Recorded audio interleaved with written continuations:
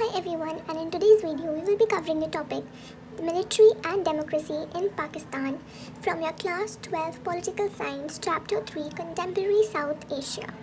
Now here we are going to go back to the history of Pakistan politics. Now military and democracy. So military prevailed there mostly and democracy was there sometimes in Pakistan. So firstly, let me give you a general pattern. So you need to understand this pattern in order to get through. So you must have studied this topic before, and you would have been getting confused a lot of times, like what is happening actually. Sometimes democracy is coming, sometimes military is coming. So this is the general pattern which is there, which they followed kinda. So what happened first? Elected leaders, they came to power. So they portrayed that elections was happening and power was given to these elected representatives, but this power got snatched by the military. So military used to overthrow these elected leaders, and then again, because of the dissatisfaction of the people or something like that, elections again used to happen, and then military again used to come. So first there is elections or democracy, then military, then again democracy, and then again military. So this is a general pattern you will find when you will be studying the leaders. So let's get started. First leader was your General Ayub Khan. Okay, make sure that you are writing with me in order to understand what was the pattern or what was happening, otherwise you will find this topic very confusing. But here I have made this very simple through these notes, so make sure that you are writing it down, and in case you need these notes you can comment below. So now army basically begins with Ayub Khan. Army begins with Ayub Khan, and his time period was 1958 to 1969, where the army rule has started. So he got power after the first constitution. Now you will be telling me in the comments when Pakistan completed or drafted or made its constitution. Okay, so he got to power after the first constitution. So as soon as the constitution was made, we see military rule had started. And then he held unfair and manipulated elections. These elections were manipulated, these were unfair.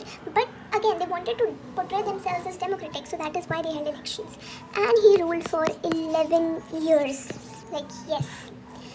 Because of these 11 years, he faced public anger. And due to this public anger, he had to ultimately resign. Okay, so these are the three main points you need to remember for General Ayub Khan. His time period was from 1958 to 69, and he got to power as after the first constitution. He held unfair and manipulated elections, ruled for 11 years, and then he faced public anger, which ultimately made him to resign. Okay, so army begins first. Okay, then we are coming to the second leader, who is General Yahya Khan. So General Yahya Khan time period was from 1969 to 1971. So Yahya means he lost. So during this time period, if you see, they lost Bangladesh. So they faced Bangladesh crisis. And then they also, after this India-Pakistan war, which was because of Bangladesh became independent. So it is during the time period of General Yahya Khan that they lost East Pakistan. What was East Pakistan earlier? East Pakistan was Bangladesh earlier, right? So it was during the time period of General Yahya Khan, who was from 1969 to 1971. So General Yahya Khan, he took over General Ayub Khan, and during his time period they faced the Bangladesh crisis, wherein they had to indulge with a war with India.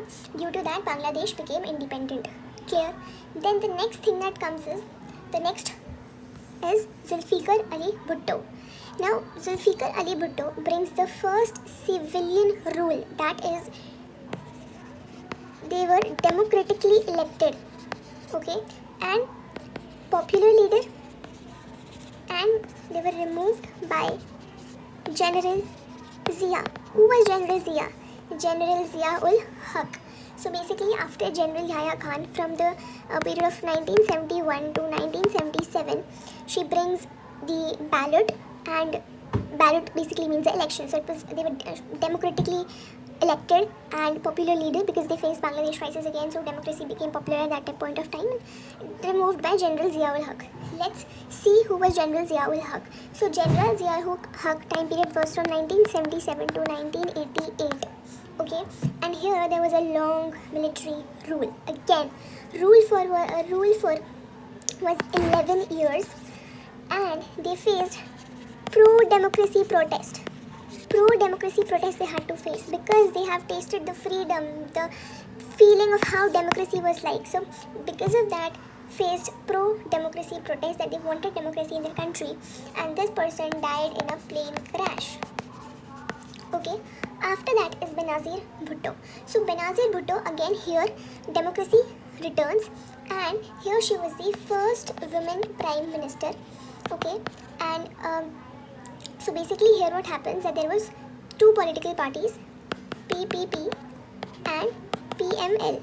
You will give me the full form of both these parties in the comment section. It is there in your book.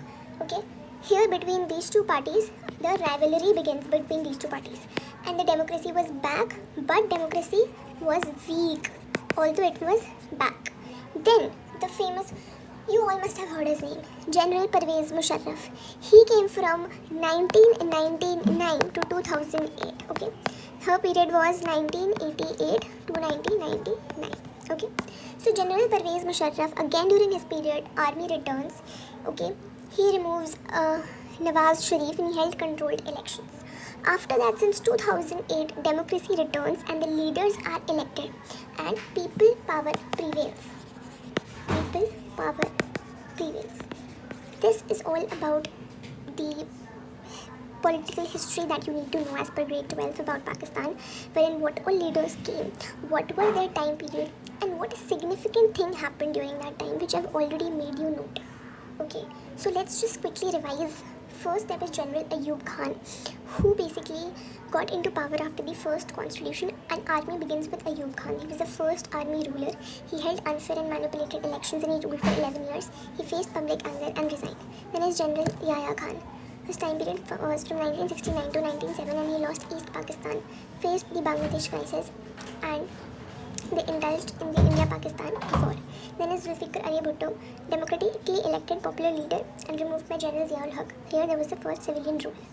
General Zia-ul-Haq, who ruled for 11 years, faced pro-democracy protest and died in a plane crash. Then Benazir Bhutto, first woman PM. Democracy returns here. There was a rivalry between PPP versus PML, and democracy was back, but it was peak. Then General Pervez Musharraf, from 1999 to 2008, he removed Nawaz Sharif and held controlled elections. But since 2008, people power prevails and democracy returns, and the leaders are elected. Now I want you to quickly write down all the names of the leaders, and I just want the leader's name. So let's revise this thing. First was Ayub Khan, then Yahya, then Bhutto, Zia, Benazir, Nawaz Sharif, although it's not mentioned, but just for information, because General Pervez Musharraf, he removed Nawaz Sharif, she should know. Before Musharraf, it was Nawaz Sharif, and then it was Musharraf. Okay, time period from 58 to 69, 69 to 71, 71 to 77, 77 to 88. Benazir was from 88 to 1999. Here 99 to 08, 2008. So Ayub, Yahya, Bhutto, Zia, Benazir, Musharraf. Now we'll study why Pakistan failed as a democracy. There are mainly 5 reasons. The very first reason is military dominance. Basically, army used to rule, right? Because elected leaders were somehow removed by military coups. So army used to rule either directly or indirectly. And then army also justified its role because they, portrayed this, or they stated the statement that is very, very necessary for the stability of the country. So this was the army's point of view, which it used to give in order to maintain the rule. Okay. Second is social elite domination. That means all the clergy, landlords, generals, they held the real power. And democracy, it was never allowed to grow strong roots or basically establish itself because it was always removed. Third reason is conflict with India.